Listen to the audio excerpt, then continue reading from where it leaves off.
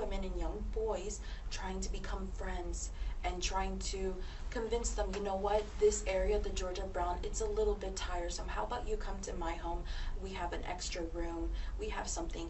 You can get a hot meal tonight. Don't have to worry about it. Maybe they got into an argument with their family and they're separated. And so you had a lot of young men and women, teenagers, that were separated from their family when they were brought over on boats. A lot of places flooded.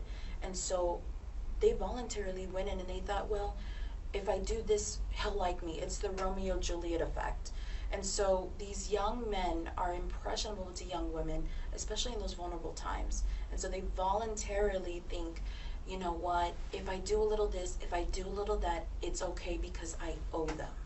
These men and women in our generation right now, the line between sex and gratification and pleasure is so blurred. And so when these men and women are faced with this decision to go and go along with these acts, there's not really something that holds them back, because a lot of our values as families, they're blurred, they're gone. Okay, so let's because I know we're talking about men and women, but the majority of them are women, and the majority of it, when we're talking about human trafficking, are children. Correct? And I know when we talked about myths, I know that one of the myths that I have often seen is that people think that typically people are brought into this country by foreign nationals.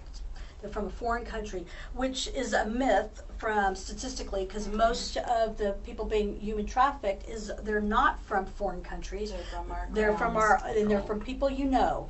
Yes. That's correct. Yes.